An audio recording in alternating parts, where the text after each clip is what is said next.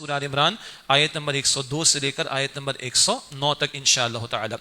نحمدہ ونصلی علی رسولہ الکریم، اما بعد، اعوذ باللہ من الشیطان الرجیم، بسم اللہ الرحمن الرحیم. یا ایھا الذین آمنوا اتقوا اللہ حق تقاتہ ولا تموتن الا وانتم مسلمون. صدق اللہ العظیم.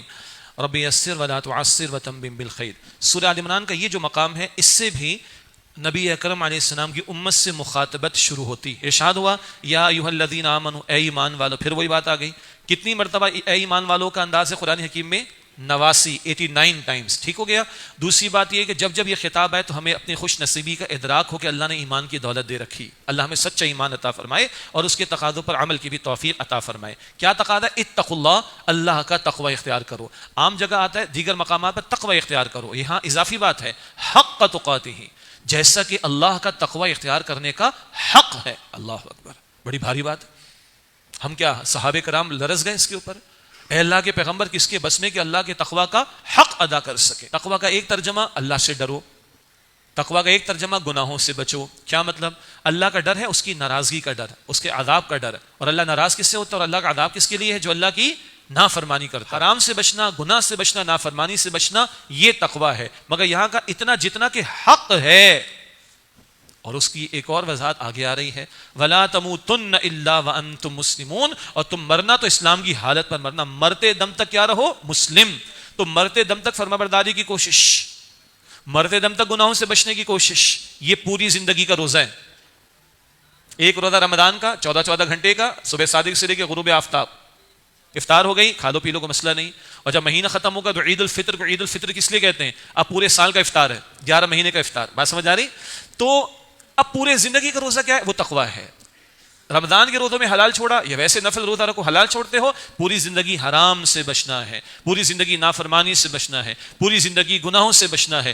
یہاں تک کہ وَلَا تَمُوتُنَّ إِلَّا وَأَنْتُمْ مُسْلِمُونَ، موت آئی تو تمہیں اسلام کی حالت پر. اچھا، صحابہ پریشان ہو گئے، اللہ کے پیغمبر کس کے حق میں، کس کے بس میں ہے کہ اللہ کے تقوی کا حق ادا کرے؟ تو اللہ نے ایک ہمیں سہولت دی، اللہ نے ایک آسانی عطا فرمائی. ایک پریکٹیکل بات اللہ نے ہمارے سامنے رکھی، وہ ہے سورہ تغابن آیت نمبر 16 میں. سورہ تغابن کی آیت نمبر 16 میں فَاتَّقُوا اللَّهَ مَا اسْتَطَعْتُمْ، اللہ کا تقوی اختیار کرو جس قدر تمہاری استطاعت میں ہے. اتنا تو کرو. البتہ یاد رہے ایک اور نقطہ، وہ وسعت میں بھی سمجھ لیں اور استطاعت میں بھی سمجھ لیں.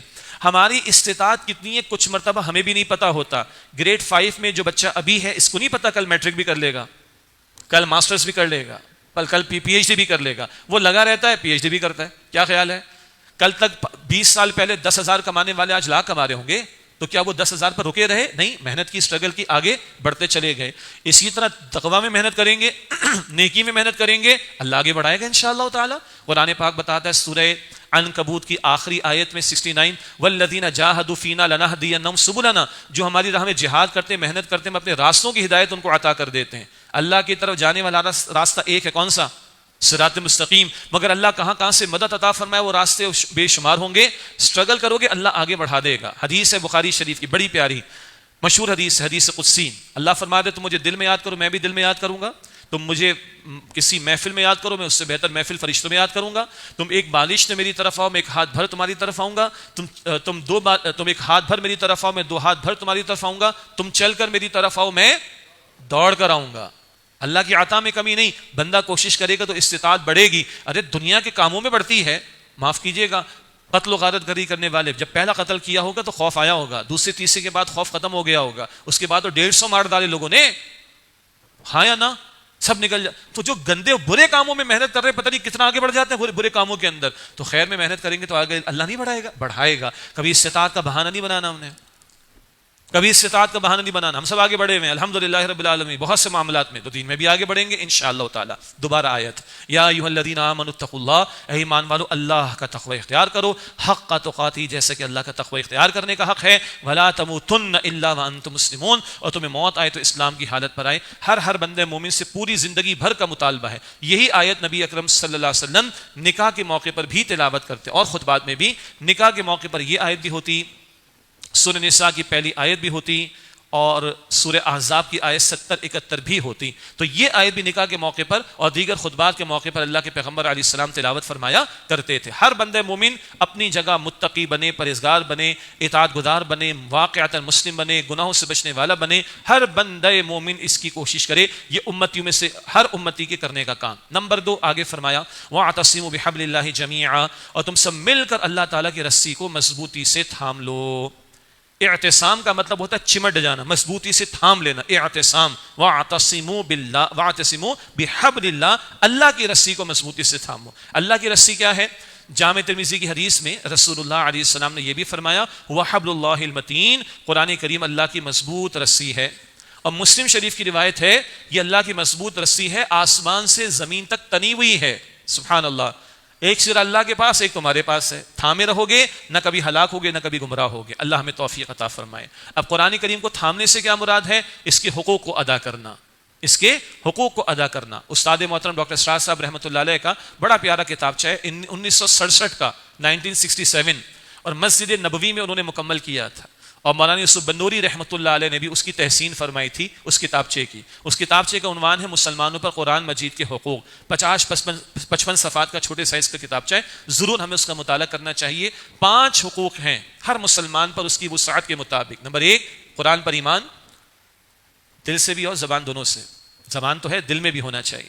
نمبر 2 قرآن کریم کی باقاعدہ تلاوت آداب کے ساتھ, باقاعدہ تلاوت. نمبر 3 قرآن کو سمجھنے کی کوشش. یہ سارا دورہ ترجمہ قرآن کی محنت کا معاملہ اس مقصد کے لیے تھا. نمبر 4 اس قرآن کے پڑھنے پڑھانے کے ساتھ, سمجھنے سمجھانے کے ساتھ اب اس کے احکام پر عمل کرنا اور ان احکام کے نفاذ کی جد و جہد کرنا. اور نمبر 5 اس قرآن کے پیغام کو دوسروں تک پہنچانا.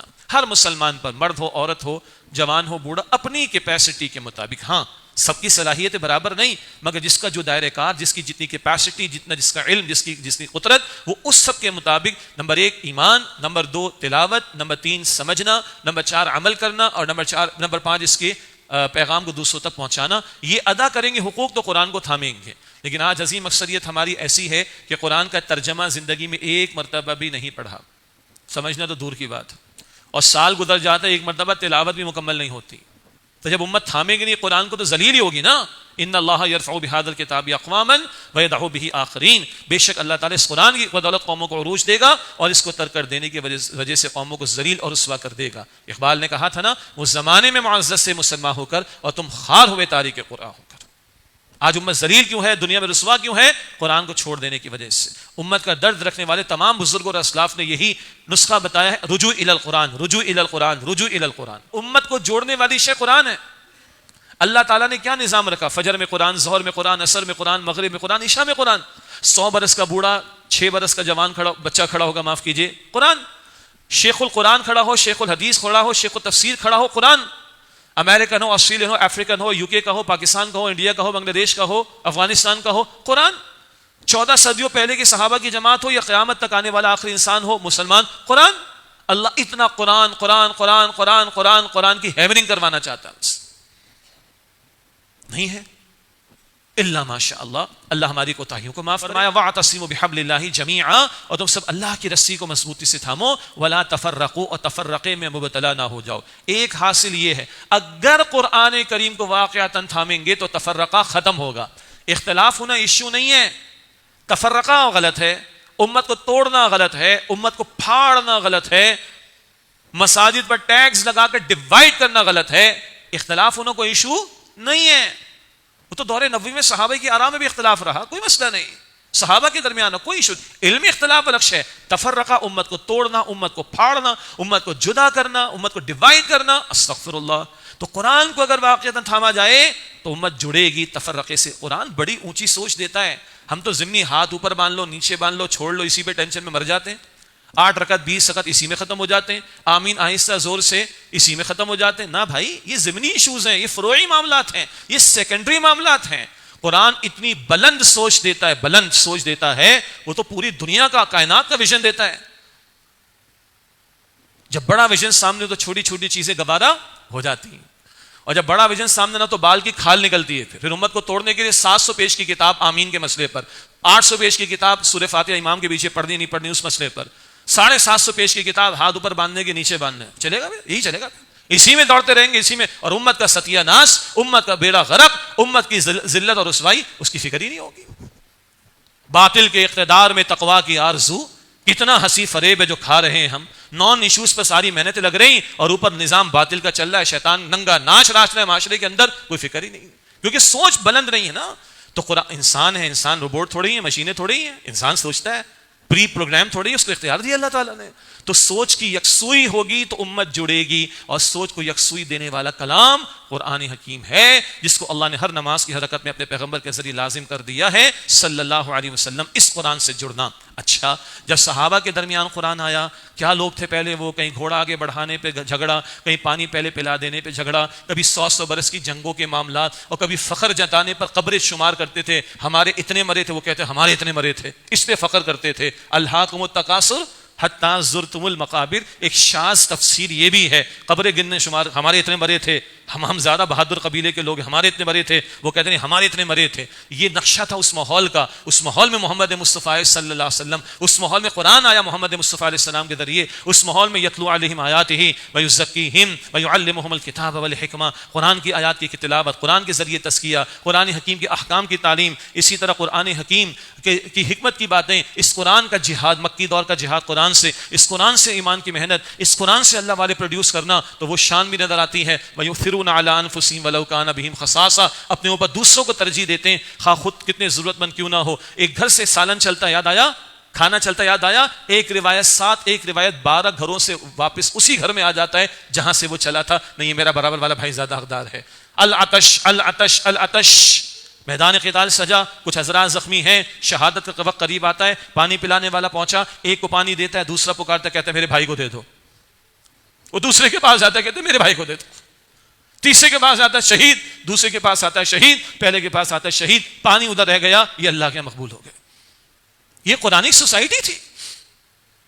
اب یہ نقشہ آگے آ رہا ہے، وَاذْكُرُوا نِعْمَةَ اللَّهِ عَلَيْكُمْ، اور اپنے اوپر اللہ کی نعمت کو یاد کرو، اِذْ كُنْتُمْ أَعْدَاءً، جبکہ تم دشمن تھے، فَأَلَّفَ بَيْنَ قُلُوبِكُمْ، اللہ نے تمہارے دلوں میں الفت ڈال دی، اور یہ الفت اللہ کی نعمت ہے۔ حضور کو بھی فرما دے گے نبی، زمین میں جو کچھ آپ وہ سارا بھی خرچ کر دیتے، آپ الفت پیدا نہیں کر سکتے تھے، وَلَٰكِنَّ اللَّهَ أَلَّفَ بَيْنَهُمْ، اللہ نے ان میں الفت ڈال دی، صلی اللہ علیہ نبی علیہ السلام۔ یہاں فرمایا فَأَلَّفَ بَيْنَ قُلُوبِكُمْ، اللہ نے تمہارے دلوں میں الفت ڈال دی، فَأَصْبَحْتُم بِنِعْمَتِهِ إِخْوَانًا، تم اللہ کی نعمت سے بھائی بھائی بن گئے، جو خون کے پیاسے ہوا کرتے تھے، جان کے دشمن ہوا کرتے تھے، برسوں لڑنے والے ہوا کرتے تھے، گھوڑے آگے بڑھ جانے پر لڑنے والے ہوا کرتے تھے، وہ جو اپنے خون کے پیالے کے اندر انگلیاں ڈال کر بدلہ لینے کے نعرے لگاتے تھے، فَأَصْبَحْتُم بِنِعْمَتِهِ إِخْوَانًا، تم اللہ کی نعمت سے بھائی بھائی ہو گئے، وَكُنْتُمْ عَلَىٰ شَفَا حُفْرَةٍ مِّنَ النَّارِ، اور تم جہنم کی آگ کے گڑھے کے قریب پہنچ گئے تھے، فَأَنْقَذَكُم مِّنْهَا، اللہ نے تمہیں اس سے بچا لی۔ کب؟ جب تم نے قرآن کو تھاما، جب قرآن تمہارے پاس آیا، جب محمد مصطفیٰ تمہارے پاس آئے صلی اللہ علیہ وسلم، اللہ نے تمہیں بچایا۔ کذالک یبین اللہ لکم آیاتہ لعلکم تہتدون، اسی طرح اللہ تعالیٰ تمہارے لیے اپنی آیات کو اور ایک مراد احکام کو واضح فرماتا ہے، لعلکم تہتدون، تاکہ تم ہدایت پاؤ۔ ہدایت کہاں سے ملے گی؟ قرآن کریم سے ملے گی۔ اور جب ہم قرآن کہتے ہیں نا، تو قرآن جمع صاحب قرآن دونوں ہیں صلی اللہ علیہ وسلم، قرآن جمع صاحب قرآن دونوں ہیں صلی اللہ علیہ وسلم۔ اولین تعارف قرآن کا کیا ہے؟ ہدایت کا کتاب ہے، ہدایت کا کلام ہے، ثواب ملتا ہے، ایک حرف 10 نیکیاں ملتی ہیں، ابن ماجہ کی ترمذی شریف کی حدیث ہے، بغیر سمجھے بھی تلاوت کریں تو اجر ملے گا۔ ہم ادب کے بھی قائل ہیں، ادب سے دیکھیں گے بھی تو اجر ملے گا، ہم قائل ہیں، مگر قرآن is not just the book of reward, primarily it's a book of guidance. یہ صرف ثواب کی کتاب نہیں، ہدایت کی کتاب ہے۔ ھدی للمتقین، متقین کے لیے ہدایت، ھدی للناس، سارے انسانوں کے لیے ہدایت، یہدی للتی ہی اقوم، سیدھے راستے کی رہنمائی کرنے والا کلام، لتخرج الناس من الظلمات الى النور، ہے نبی، تاکہ اب لوگوں کو گمراہی کے اندھیروں سے نکال کر ہدایت کی روشنی کی طرف لے آئیں۔ یہ قرآن تو ہدایت کی کتاب ہے۔ اللہ ہمارے سینوں کو، ہمارے دلوں کو نور قرآن سے منور فرمائے، اور مزید اللہ اس سے ہمیں ہدایت اور رہنمائی عطا فرمائے۔ یہ دوسری آیت ہو گئی، قرآن پاک کے بارے میں گفتگو آ گئی۔ ہر بندہ مومن، متقی، پرہیزگار، مسلم مرتے دم تک مسلم۔ اور واٹ از اسلام؟ صرف چند نمازوں کا اہتمام نہیں، چند روزوں کا اہتمام نہیں، ان ٹوٹیلٹی سبمیشن، مکمل طور پر جھکا دینا، سرنڈر کر دینا۔ البقرہ آیت نمبر 208، ادخلوا فی السلم کافہ، اسلام میں پورے کے پورے داخل ہو جاؤ۔ اللہ ہم سب کو توفیق عطا فرمائے، انفرادی زندگی بھی اور اجتماعی زندگی بھی۔ باقی تفصیلات آگے آئیں گے انشاءاللہ۔ اچھا، امت جڑے گی تو کیا کام کرے گی؟ بھائی لوگ پارٹیاں بناتے کچھ کرتے ہیں نا، لوگ جماعتیں بناتے کچھ کرتے ہیں، آرگنائزیشنز بناتے کچھ کرتے ہیں، تو تم نے کیا کرنا ہے، امت نے کیا کرنا ہے؟ فرمایا وَلْتَكُمْ مِنْكُمْ أُمَّةٌ يَدْعُونَ إِلَى الْخَيْرِ، اور چاہیے کہ تم میں سے ایک امت، ایک جماعت ہو جو خیر کی طرف بلائے. تم میں سے ایک جماعت ہو. اصلاً تو پوری امت نے کام کرنا ہے جو آگے آ رہا ہے، وہ کیا ہے؟ وَيَأْمُرُونَ بِالْمَعْرُوفِ، وہ بھلائی کا حکم دے، وَيَنْهَوْنَ عَنِ الْمُنْكَرِ، اور بدی سے روکے، وَأُولَٰئِكَ هُمُ الْمُفْلِحُونَ، اور یہی لوگ فلاح پانے والے ہیں، یہی لوگ کامیاب ہونے والے ہیں. کام تو یہ پوری امت کا ہے. چنانچہ یہ ہے آیت نمبر 104 آل عمران کی. 6 آیات کے بعد سورہ آل عمران آیت نمبر 110 ہے. آل عمران کی آیت نمبر 110 میں پوری امت سے مخاطبت ہے. کنتم خیر امت اخرجت للناس تأمرون بالمعروف وتنہون عن المنکر وتؤمنون باللہ. تم بہترین امت ہو، تمہیں انسانوں کے لیے برپا کیا گیا، انسانوں کے لیے. دنیا اپنے لیے جیتی ہے، تم نے دوسروں کے لیے بھی جینا ہے. لوگ صرف اپنی فکر کرتے ہیں، تم نے اپنے ساتھ دوسروں کی بھی فکر کرنی. خنجر کسی پر چلے تڑپتے ہیں ہم امیر، سارے جہاں کا درد ہمارے جگر میں ہے. اللہ اکبر. یہ درد تو محمد مصطفیٰ کا تھا نا صلی اللہ علیہ وسلم. آج امت روتی ہے آئی فون 14 نہیں ہے میرے پاس. ہاں، آج امت روتی ہے بچے کا فلاں مہنگے اسکول میں ایڈمیشن نہیں ہوا. آج امت روتی ہے کہ فلاں پلاٹ نکل گیا. آج امت یہاں روتی ہے، امت کی عورتیں روتی ہیں، ہمیں جناب وہ اچھے کپڑے نہیں ملے، زیور نہیں ملا، گولڈ نہیں ملا، 4 سال ہو گئے. روتے ہیں سارے آج. اور امت کے رسول کہاں روتے تھے؟ یا ربی امتی، ہے میرے رب میری امت، ان تعذبہم فانہم عبادک. آگے ذکر آئے گا اس کا انشاءاللہ آخر میں. راتوں کو روتے تھے حضور امت کے لیے، قیامت کے دن روئیں گے اس امت کے لیے. امت کی مائیں کب روئی ہیں؟ میری اور آپ کی ماں عائشہ رضی اللہ تعالیٰ عنہ روئیں تو حضور نے پوچھا کیوں روتی ہو؟ کہا مجھے جہنم کی آگ کا عذاب رلاتا ہے. حضور کہاں روئے ہیں؟ امت کی مائیں کہاں روئی ہیں؟ اور آج امت کہاں روتی ہے؟ چیک کر لے ذرا. تو ساری امت کو کھڑا کیا ہے اس کام کے لیے. کنتم خیر امت، آل عمران آیت نمبر 110. تم بہترین امت ہو، تمہیں لوگوں کے لیے برپا کیا گیا، تم نیکی کا حکم دو گے، تم بدی سے روکو گے، اور تم اللہ پر ایمان رکھتے ہو. علمی بڑا پیارا نقطہ ہے، مفتی شفیع صاحب نے بھی لکھا رحمۃ اللہ علیہ. عام طور پر قرآن پڑھ جائیے، ایمان پہلے ذکر کیا جاتا ہے، عمل بعد میں. سورہ عصر میں آمنوا وعملوا الصالحات. البقرہ میں شروع میں آ جائے یؤمنون بالغیب ویقیمون الصلاۃ. ایمان پہلے عمل بعد میں. ایسا ہی ہے نا. خیر امت والی آیت میں ترتیب بدل گئی، عمل پہلے ایمان بعد میں. کیا مطلب؟ تم بہترین امت، تمہیں لوگوں کے لیے نکالا گیا، تم نیکی کا حکم دو گے، تم بدی سے روکو گے، تم ایمان رکھتے ہو اللہ پر. کیا مطلب؟ تم ایمان لا کر کلمہ پڑھ کر مطمئن ہو کر بیٹھ جاؤ تو اس میں فضیلت کس بات کی ہے؟ بھئی کلمہ تو انہوں نے بھی پڑھا. 70-80 افراد جو بائبل کی روایت کے مطابق نوح علیہ السلام کے ساتھ کشتی میں سوار ہوئے، کلمہ تو انہوں نے بھی پڑھا تھا نا. اس وقت تھے ہی نوح علیہ السلام، تو ان کا کلمہ پڑھا جائے گا. اسی طرح اگر بقیہ پیغمبر موجود جب تھے، عیسیٰ علیہ السلام کو 12 لوگوں نے مانا جو ڈسائبلز ان کے تھے حواریین، تو کلمہ اس وقت عیسیٰ علیہ السلام کے پڑھا جائے گا. آج کلمہ بٹ نیشن محمد مصطفیٰ کا پڑھا جائے گا صلی اللہ علیہ وسلم. مگر آج چوائس ہی ہے نا. تو کلمہ پڑھ کے تم مطمئن ہو کر بیٹھ جاؤ، اس میں کون سی تمہاری فضیلت ہے؟ کوئی فضیلت نہیں. کوئی فضیلت نہیں. فضیلت اس میں جو کام تمہیں دیا گیا ہے، کام کرو تو فضیلت ہے. جاب ہے، 2 لاکھ کی سیلری ہے، کام تو کرو، ٹارگٹ سے پورے کرو، رپورٹنگ تو کرو، منتھ اینڈ کے بعد بتاؤ کیا تم نے کارنامے سر انجام دیے، یہ پکڑو 2 لاکھ کی تنخواہ. If not then what? Notice, then fire, چھٹی. مفت کی تنخواہ تھوڑی دیں گے تمہیں. یہ دنیا میں سمجھ میں آتا ہے نا، تو یہ دین میں سمجھ میں کیوں نہیں آتا؟ تو آج امت کر رہی ہے کام نہیں، ذلیل ہے، رسوا ہے دنیا کے اندر، کوئی حیثیت نہیں ہماری. کیوں؟ کام چھوڑا ہوا ہے. تو کرنا پوری امت نے ہے. نہیں کر رہی تو یہاں بتایا جا رہا ہے جو آیت ہم پڑھ رہے ہیں. کیا تم میں سے جماعت تو کھڑی ہو، کچھ تو جاگ رہے ہوں گے. تو کچھ اگر جاگ رہے ہیں، کچھ ایمان بھی ہے، کچھ تقویٰ بھی ہے، کچھ قرآن بھی سنا، کچھ قرآن بھی پڑھا، کچھ قرآن سے بھی جڑے، اب اکیلے کے لیے نہیں بیٹھنا، اب جڑو. باقی امت سو رہی تو تم تو جاگو، اور بقول حکیم سعید صاحب مرحوم کے جاگو اور جگاؤ. ہاں، یہ کام تم نے کرنا ہے. تو اب یہ ہم سے مخاطبت ہو رہی ہے. امت تو بہت بڑے پیمانے پر سو رہی ہے. اب یہ آیت جو ہم پڑھ رہے ہیں آل عمران آیت نمبر 104، وَلْتَكُمْ مِنْكُمْ أُمَّةٌ يَدْعُونَ إِلَى الْخَيْرِ. چاہیے کہ تم میں سے ایک جماعت ہو جو لوگوں کو خیر کی طرف بلائے. خیر بھلائی کو کہتے ہیں، اچھے کام کو بھی کہتے ہیں، بالکل صحیح. اور خیر کا لفظ قرآن پاک میں خود قرآن پاک کے لیے آیا. سبحان اللہ. سورہ نحل آیت نمبر 30، سورہ نحل آیت نمبر 30 میں پوچھا گیا ایمان والوں سے، ماذا انزل ربکم، تمہارے رب نے کیا نازل کیا؟ قالوا خیرا، وہ کہتے ہیں خیر نازل کیا. قرآن پاک بتاتا ہے، ہم پڑھ چکے سورہ یونس آیت نمبر 58 میں، ہوا خیر مما یجمعون. لوگ جو جمع کر رہے ہیں، سب سے بڑی دولت جس کو جمع کیا جائے وہ کون سی ہے؟ قرآن حکیم. حضور فرماتے صلی اللہ علیہ وسلم، بخاری شریف کی حدیث، خیرکم من تعلم القرآن وعلمہ، تم میں سے بہترین وہ ہیں جو قرآن پاک سیکھیں اور دوسروں کو سکھائیں۔ اللہ مجھے اور آپ کو ہم سب کو اس کی توفیق عطا فرمائے۔ قارون کو تو دولت ملی تھی نا، مال کی، قارون کو پتہ اللہ نے کیا فرمایا؟ سورہ قصص کا 8واں رکوع، وَأَحْسِن كَمَا أَحْسَنَ اللَّهُ إِلَيْكَ، اللہ نے تجھ پر احسان کیا تو لوگوں کے ساتھ بھلائی کر، اللہ نے تجھے نعمت دی تو لوگوں کو نعمت میں شریک کر۔